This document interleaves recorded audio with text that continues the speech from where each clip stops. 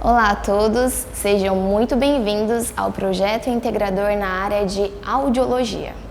Eu sou a professora Ana Paula dos Santos, sou fonoaudióloga, mestre e doutoranda em distúrbios da comunicação pela Universidade de São Paulo, a USP.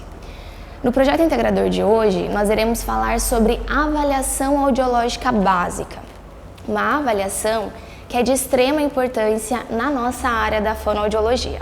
Por exemplo, se na nossa clínica chega um caso de um paciente com queixas vocais, com a presença de disfonia, a gente precisa, antes de mais nada, antes da nossa avaliação, se certificar também de que esse paciente ouve bem, para que a gente possa estar trabalhando, por exemplo, a autopercepção vocal. Nos casos de linguagem, se chega um pai com a queixa de que o filho não fala, a gente sabe que para um bom desenvolvimento da linguagem, nós precisamos também de um bom desenvolvimento auditivo, que é pré-requisito para a aquisição da linguagem. Então, a gente também precisa de uma avaliação audiológica para se certificar de que essa criança ouve bem. Em casos, por exemplo, de queixas escolares, dificuldade de alfabetização, dificuldade de aprendizagem, a gente também precisa de uma avaliação audiológica básica para se certificar de que as queixas, as dificuldades da criança dentro da escola não derivam de dificuldades da audição. Então, a avaliação audiológica básica, ela é de extrema importância.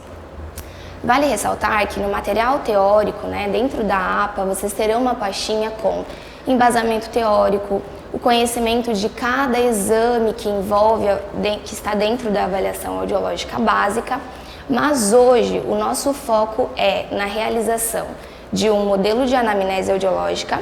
A gente vai realizar também a meatoscopia, então a visualização do conduto auditivo, da integridade da membrana timpânica, para a gente então iniciar a nossa audiometria tonal por via aérea e via óssea. Além desses exames que a gente vai fazer hoje, a gente também tem a timpanometria, as medidas de imitância acústica, que envolve timpanometria, reflexos acústicos, e a gente também tem e ressalta a importância da logoaudiometria para fechar um parecer audiológico. Entretanto, hoje, o projeto integrador de hoje vai focar em anamnese audiológica, meatoscopia e audiometria tonal por via aérea e via óssea. Nessa audiometria, a gente vai treinar alguns casos, então, casos clínicos, para fazer a marcação, para vocês conhecerem sobre como realmente a gente consegue identificar uma perda auditiva dentro do audiograma e aí como que a gente faz esse parecer audiológico. Lembrando que, de acordo com o Conselho Federal de Audiologia, no parecer audiológico nós precisamos colocar o tipo de perda, o grau de perda auditiva, a configuração dessa perda e a lateralidade, se é em uma orelha ou só em ambas as orelhas, se houver a perda auditiva. E aí, não menos importante, nós precisamos também sempre referenciar. Então, tudo que nós estivermos descrevendo na nossa audiometria, no nosso exame, a gente precisa usar o material teórico, embasando com a referência que vocês têm lá no material teórico também. Tá bom? Então, vamos para a prática. Antes de vocês irem para essa prática, é importante que vocês tenham revisado todo o material teórico, para que no momento em que vocês estiverem realmente na prática, fazendo os exercícios, classificando as perdas, vocês já tenham um embasamento teórico fresco aí na memória. Para a prática de hoje, nós iremos utilizar luvas para manusear o equipamento, o otoscópio, e aí também ter contato com o paciente. A gente também vai utilizar um otoscópio de LED. Imprescindível uso de caneta azul e vermelha. Por quê? A gente vai fazer a simbologia e para todos os resultados que correspondem à orelha direita, a gente vai utilizar a marcação com caneta vermelha. Para tudo que corresponder à orelha esquerda, a gente precisa fazer a marcação, a simbologia com a cor azul. E aí, nós teremos a nossa ficha de anamnese, com dados de identificação, queixa, consideração sobre a audição, história clínica desse paciente, e o audiograma propriamente dito, aonde vocês irão receber 10 atividades e cada atividade vai ter o audiograma para que vocês possam preenchê-lo e aí colocar o parecer audiológico, ok? Bom, como todos os casos da fonoaudiologia em todas as áreas, nós iniciamos a nossa avaliação primeiramente fazendo anamnese. Para conhecer mais sobre o nosso paciente, a história clínica que ele nos traz, o tempo da queixa e para a gente já ir tendo um raciocínio aí, né, depois com o complemento da avaliação, ter um raciocínio do que pode estar acometendo esse paciente. Bom, nesse modelo de ficha de anamnese audiológica, a gente tem os dados de identificação, que são importantíssimos sempre, né? Nome, data de nascimento, idade do paciente, o endereço com rua, cidade, CEP, telefone, importante depois para a gente, às vezes, precisa entrar em contato com esse paciente. Se ele foi encaminhado por alguém. Essa questão do encaminhamento, a gente já até consegue ter uma noção da demanda, né? De quem é essa demanda que o paciente está trazendo.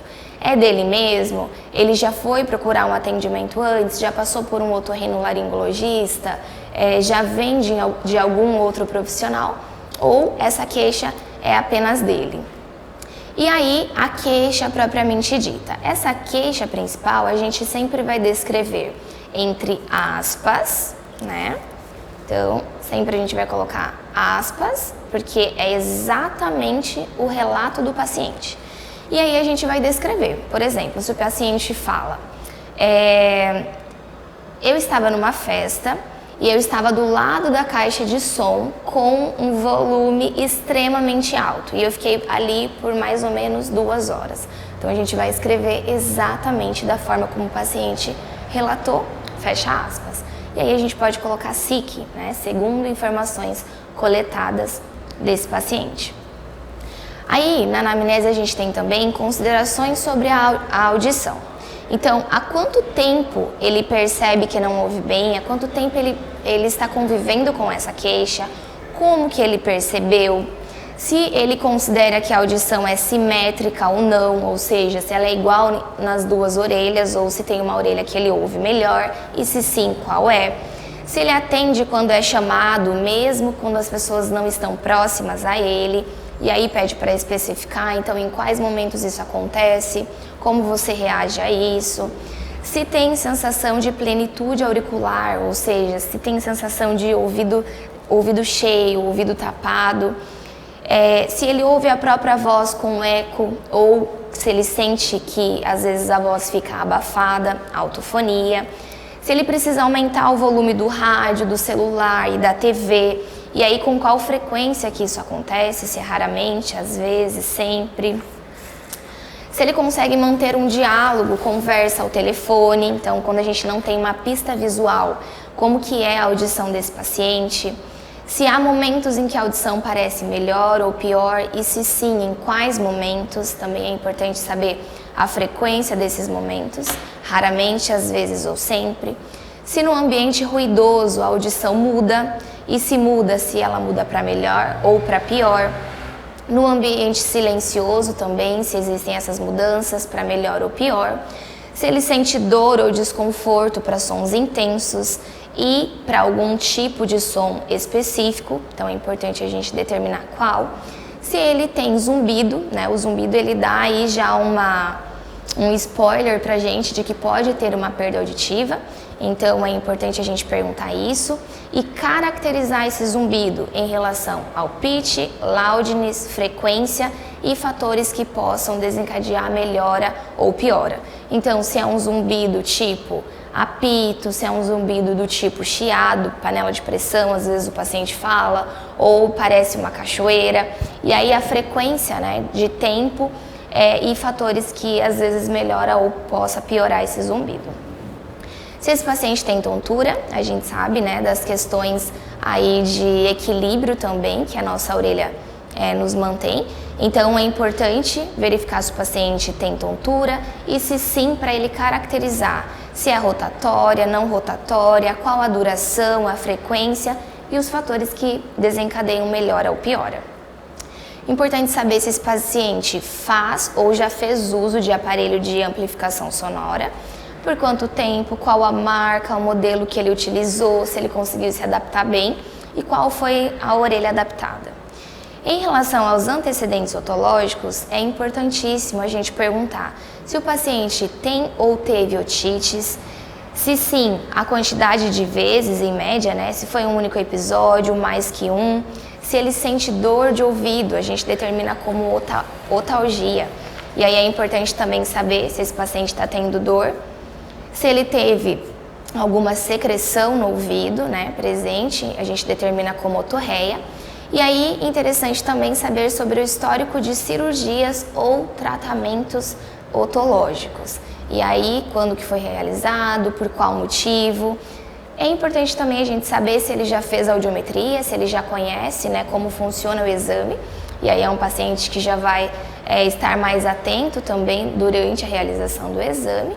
Quais foram os resultados para a gente saber se essa audição pode ter melhorado ou piorado em comparação com o último exame que ele nos traz.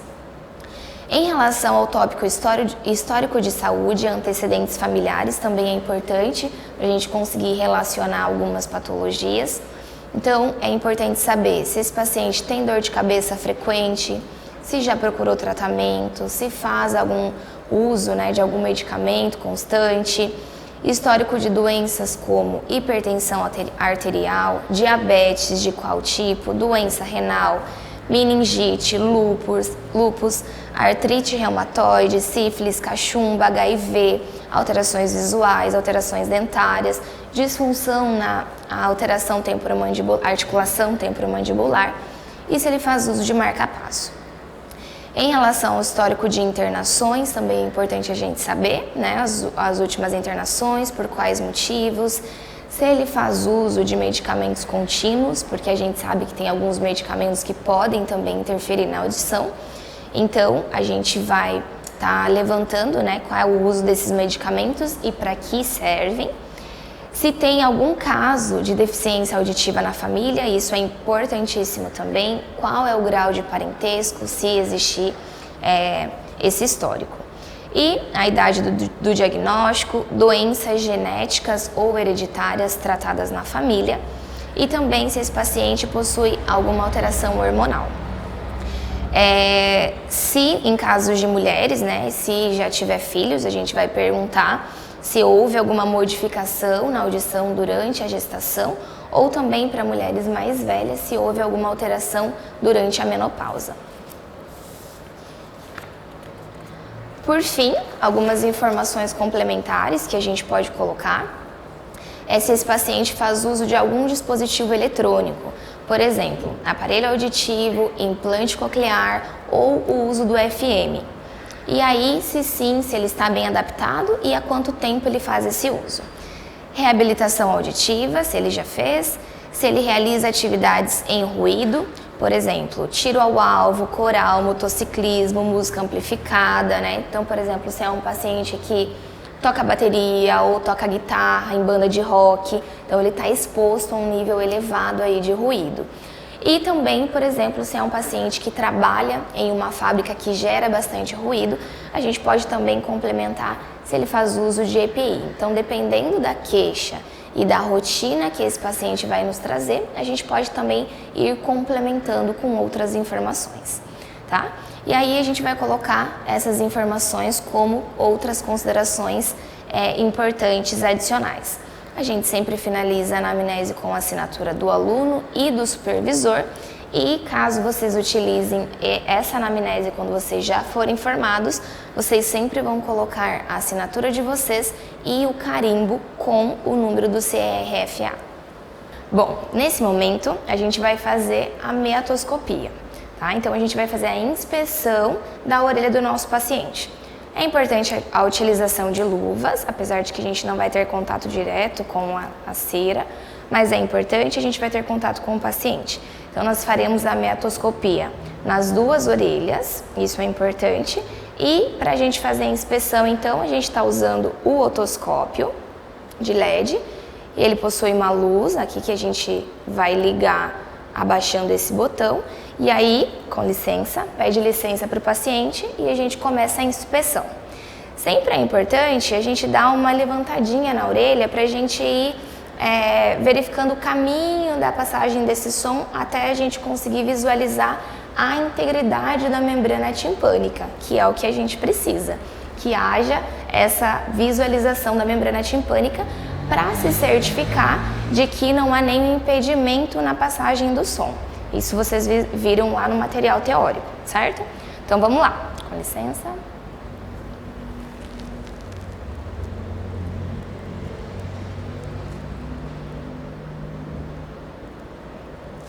Vocês vão visualizar uma luminosidade, né? Um triângulo luminoso, quando a gente consegue ver a membrana timpânica. Então, se a gente viu que o paciente não tem rolha de cera, não tem nenhum corpo estranho dentro da orelha, a gente vai dar prosseguimento para a audiometria. Caso contrário, se o paciente tivesse uma rolha de cera, a gente encaminharia imediatamente para o otorrino e a gente não consegue fazer a audiometria naquele dia, porque a gente vai ter uma interferência aí e o exame que a gente fará, né, a audiometria, não será fidedigno. Então, por isso, a importância da miatoscopia. Então, vamos lá, a gente vai fazer a inspeção agora na outra orelha.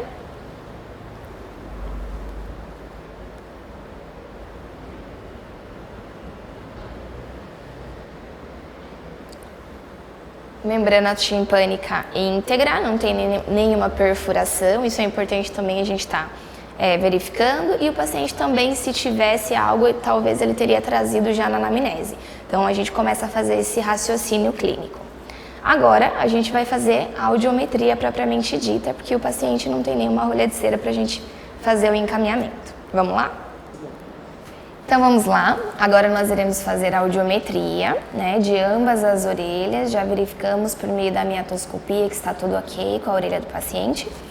E é claro que a gente salienta que é importante saber manusear os equipamentos quando nós estivermos na clínica, né? Então a gente vai colocando por meio dos botões a frequência, a intensidade do som, mas mais importante do que saber mexer no equipamento, que vocês irão fazer isso na prática, né, nos estágios, mais importante do que isso é saber marcar um exame e identificar uma perda quando vocês olharem um exame. Então, quando tiver um exame pronto, chegando para vocês, olhar e saber identificar, será que esse exame, essa alteração, ela está interferindo na fala do paciente? Ela é leve, ela é moderada, ela é severa, intensa, né? Então, isso é mais importante e é o que a gente quer passar para vocês hoje, por meio dessa prática. Então, como eu já falei, tudo que nós formos descrever da orelha direita do paciente, a gente vai colocar na cor vermelha, com a caneta na cor vermelha, ok? Então, aqui a gente já tem um exame pronto para vocês treinarem. Então, aqui a gente vai colocar todos esses valores aqui da orelha direita nesse audiograma. O audiograma, ele contém do lado esquerdo, né, a faixa, o nível de intensidade em decibéis, e aqui a gente tem a faixa de frequência nessas linhas. Então, por exemplo, na frequência de 250 Hz, na orelha direita, o paciente respondeu que houve em 40. Então, a gente vai encontrar aqui na esquerda aonde está o 40 em 250 Hz. E aí, a gente vai fazer a marcação com a simbologia de uma bolinha, que é o recomendado pela ASHA de 1990. Então, é essa simbologia que a gente vai usar para todas as frequências de via aérea, certo? Então, bolinha no 40, 250, cor vermelha. Na frequência de 500 Hz, ela respondeu em 45. Professora, mas aqui nessa ficha não tem nada descrevendo 45. Então, a gente tem 40 e tem 50. O meio, aqui no meio, nessa linha imaginária que a gente vai criar, vai ser o 45. Então, a gente sempre vai ter de 5 em 5, né? As marcações são de 10 em 10, mas quando o paciente responder no meio, a gente sempre vai verificar, por exemplo, 45 entre 40 e 50. E aí, então, 500 Hz, ele respondeu em 45, bolinha aqui em 45. Na frequência de 1000 Hz, ele respondeu em 50. Ó, tá caindo essa audição. Então, ó, 1000 Hz, 50 dB. Vamos fazer a marcação. Na frequência de 2000, ele respondeu em 55, mais uma quedinha. Então, o 55 a gente vai fazer entre os 50 e os 60, aqui em 2000 Hz. Na frequência de 3000 Hz, ele respondeu em 50. 3050. Na frequência de 4, ele também respondeu em 50. E na frequência de 6, ele respondeu 60. Então, a gente vai encontrar o 60. Encontrei. Frequência 6000 Hz. Fazer a marcação. E em 8000 Hz, ele também respondeu em 60. Então, aqui, acabei a via aérea da orelha direita. E aí, a gente vai fazer tracinhos para ligar uma bolinha na outra, para depois ficar mais fácil da gente verificar a simetria dessa perda. Ok? Todas as vezes em que a gente tiver limiares abaixo de 25, que é abaixo da normalidade, a gente vai precisar pesquisar via óssea. Lembrando que a via óssea vai ser sempre melhor do que a via aérea, porque a via óssea, a gente tem, o fone vai direto na mastoide, então a gente tem vibração do crânio. Então, a via óssea sempre vai ser melhor do que via aérea. Como eu tive queda nas frequências de via aérea, vou pesquisar a via óssea. Aqui já está pronto o nosso exame pesquisado e a gente vai fazer as marcações. Como eu faço marcação de via óssea?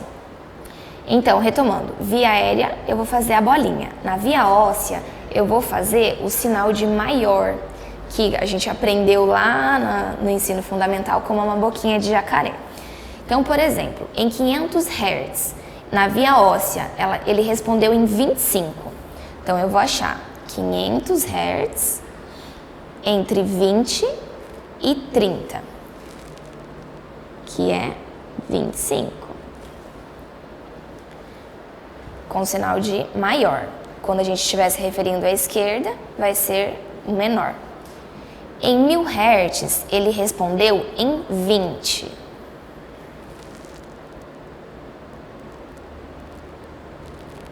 Sinal de maior na linha do 20, 1000 Hz. Em 2000 Hz, ele respondeu em 25, igual aqui em 250. Então, vai ser na linha do meio, essa linha imaginária, entre 20 e 30. Em 3000 Hz, ele respondeu em 20 também. Então, a gente vai achar 3020 dB. E em 4000, ele também respondeu em 20. Finalizamos a nossa audiometria desse caso. Então, aqui a gente tem dados de via óssea, aqui dados de via aérea. No caso, né, quando nós estivermos na clínica, logicamente a gente vai pesquisar também a logoaudiometria. Mas hoje, no nosso projeto integrador de avaliação audiológica básica, a gente precisa que vocês aprendam sobre as marcações, simbologias e classificações das perdas, tá ok? Então agora vamos para a orelha esquerda. Na orelha esquerda a gente vai utilizar tinta de cor azul, tá? Caneta na cor azul. Então a gente tem aqui os dados já prontos, ele já realizou o exame e apareceu esses resultados para esse exame. Então aqui, em 250 Hz, ele respondeu em 50. Então, 250 Hz, 50 decibéis. Como que a gente faz a marcação da orelha esquerda? Xzinho. Ok? Diferente da orelha direita. Então a gente faz o X. Em 500 Hz, ele respondeu em 55. Então, a linha entre 50 e 60. A gente vai fazer o X. Em 1000 Hz, ele respondeu em 60. 1000 Hz, 60 dB. Em 2000, ele respondeu em 65, linha imaginária entre 60 e 70. Em 3000, ele respondeu em 60 de novo. 3000, 60. Em 4000, repetiu 60 dB. Em 6000, teve uma queda de 5 dB, 65. E em 8000 também ficou em 65. Então, finalizamos a nossa audiometria por via aérea na orelha esquerda. Agora, nós iremos fazer da orelha esquerda a via óssea. Por quê? Porque nós verificamos que há uma perda auditiva aqui, há uma queda dos limiares, estão todos abaixo de 25 dB, que é o normal. Então, a gente vai fazer a pesquisa por via óssea. Na via óssea, em 500 Hz, ele respondeu em 35. Então, 500 Hz entre 30 e 40. E agora vai ser o sinal de menor. Em 1000 Hz, ele respondeu em 30. Então, 1000 Hz, 30.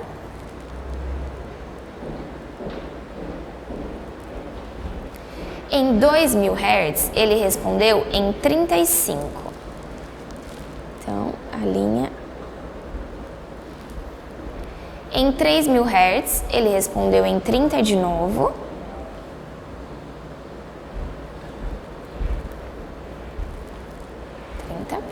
E em 4000, ele também respondeu em 30.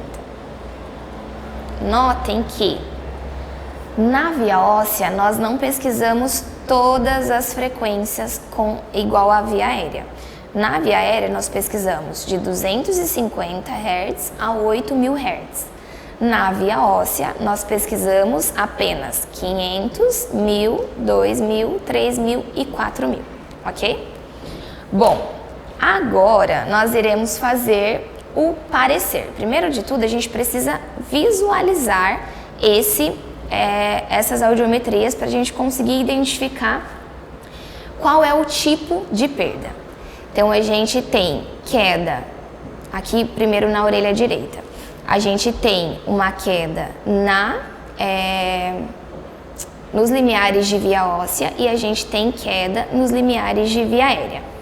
Essa queda, todos os limiares, eles estão maiores do que 15 dB, eles estão abaixo do que 15 dB, certo? Maiores. Então, aqui a gente tem 20, 20 e 25 dB.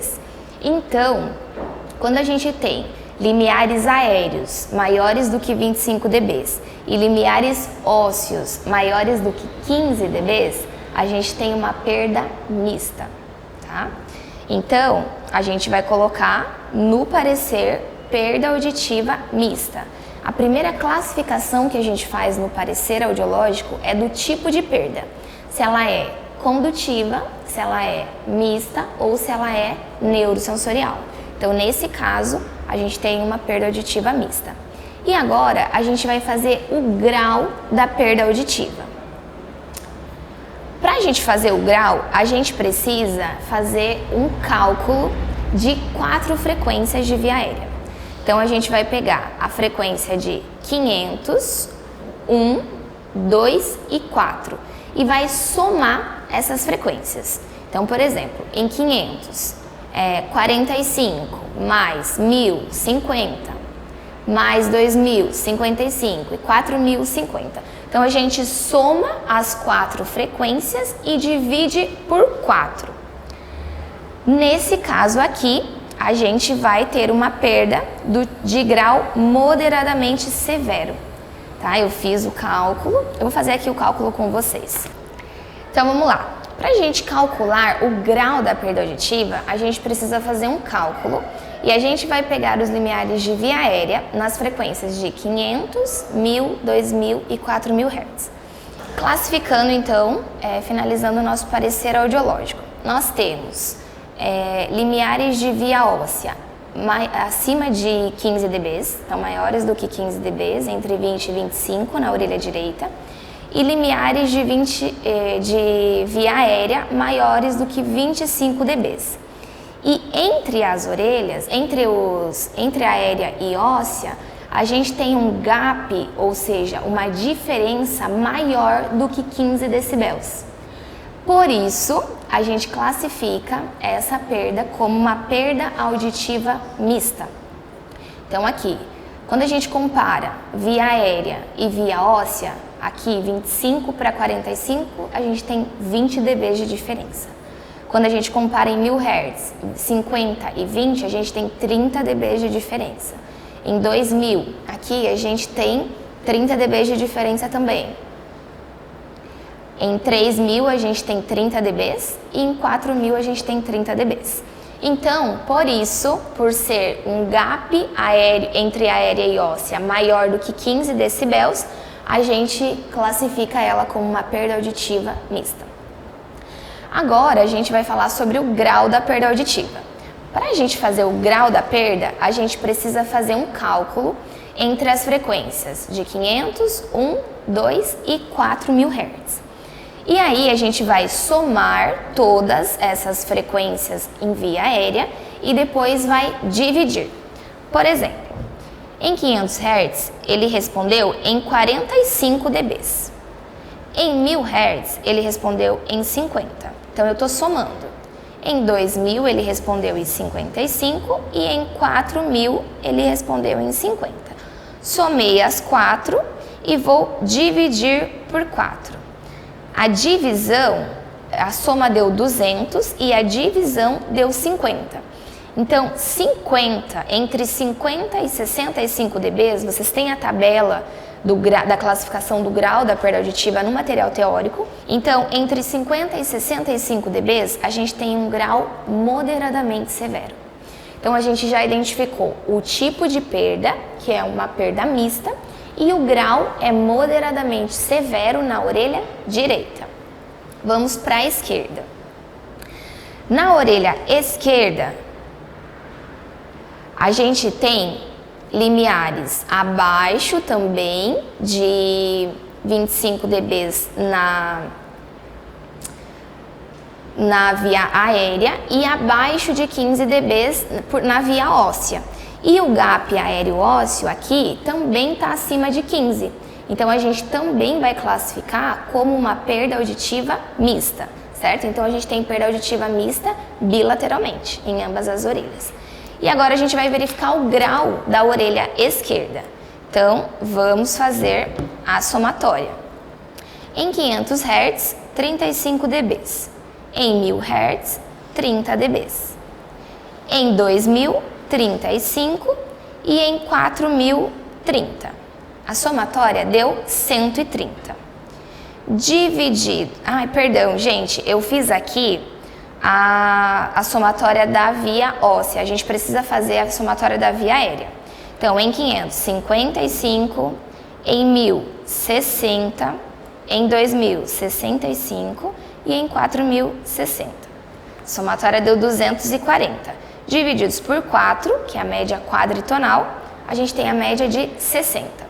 60, então, de 50 a 65, a gente tem a perda moderadamente severa. Então, o que a gente consegue identificar? Em ambas as orelhas, a perda auditiva é mista e é moderadamente severa. Isso não acontece em todos os casos. Pode ser que em uma orelha ele tenha audição normal e na outra orelha uma perda moderada. Ou pode ser que em uma orelha seja leve, na outra seja severa. Então, a gente sempre precisa fazer a média quadritonal de ambas as orelhas e verificar que tipo de perda e que grau de perda existem em cada caso, tá bom? E aí a gente vai fazer o parecer audiológico então. Como a gente vai fazer essa marcação? A gente vai colocar perda auditiva do tipo mista, né, que foi em ambas as orelhas, de grau moderadamente severo, com configuração descendente leve bilateral. Por quê? A configuração dela, ela vai tendo quedas conforme os limiares que a gente vai pesquisando. Então, ela tem uma configuração descendente leve. E esse vai ser o nosso parecer audiológico. Então, a gente vai colocar sempre, primeiro, o tipo de perda, depois o grau, nós colocamos, moderadamente severo, com configuração descendente leve bilateral. E aí, por fim, a gente sempre vai colocar o referencial que nós estamos utilizando. Aqui, então, Silman e Silverman, 1997, para o tipo de perda, e a OMS 2021, que é a mais recente das referências que a gente vai utilizar para os nossos pareceres audiológicos, ok? Gente, essa foi a nossa aula de introdução à avaliação audiológica básica. É um conteúdo um pouquinho complexo, depois que vocês conseguem entender e fazer o raciocínio fica tudo mais fácil. Mas hoje o que eu queria deixar para vocês mesmo, que eu espero que vocês tenham aprendido, é fazer as marcações, entender as diferenças de uma orelha para outra, entender o cálculo, né, da média quadritonal. Tudo isso vocês têm o passo a passo no material teórico, mas eu espero que vocês tenham gostado, tenham aprendido. Caso tenham ficado algumas dúvidas, conversem também com os tutores de vocês, com os professores. Não fiquem com dúvidas, porque isso é o básico para o momento que vocês tiverem realmente a disciplina de audiologia e também no momento em que vocês forem para os estágios de audiologia. Então isso é o básico que vocês precisam ter aprendido para quando chegar o momento aí das práticas nas clínicas, nos estágios realmente da prática de audiologia. Muito obrigada!